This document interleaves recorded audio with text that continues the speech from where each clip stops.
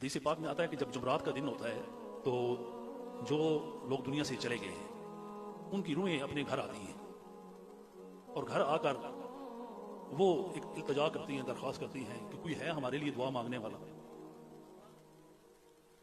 तो जहां उनके लिए साले सवाब होता है, उनकी बख्शिश के लिए दुआएं होती हैं, तो वो वहां से तोहफा लेके भी जाती हैं और वहां उनके लिए वो दुआ भी करती हैं। तो अल्हम्दुलिल्लाह इन्होंने ये जो इस चीज का बेड़ा उठाया, हर साल ये महफिल करते हैं। इसमें बड़ी बात यह है कि इसमें आप तमाम लोगों को ये शामिल कर लेते हैं। ये अपने घर में महफिल कर सकते हैं, छोटी मोटी कर सकते हैं, अपने अजीज़ व अक़ारिब को बुला के कर सकते हैं, साले सवाब हो जाता है, मसला नहीं है। लेकिन आप तमाम लोगों को भरपूर दावत दे के, तमाम मुअज़्ज़िज़ीन को दावत दे के यहाँ पे बुलाने का मकसद ये होता है कि वो जो फिक्र इनके बुजुर्गों ने इनको दी है, वो फिक्र, वो इश्क़ रसूल, वो मोहब्बत आगे दूसरे दिलों में मुंतकिल किया जाए। और अल्हम्दुलिल्लाह ये इसमें कामयाब रहे।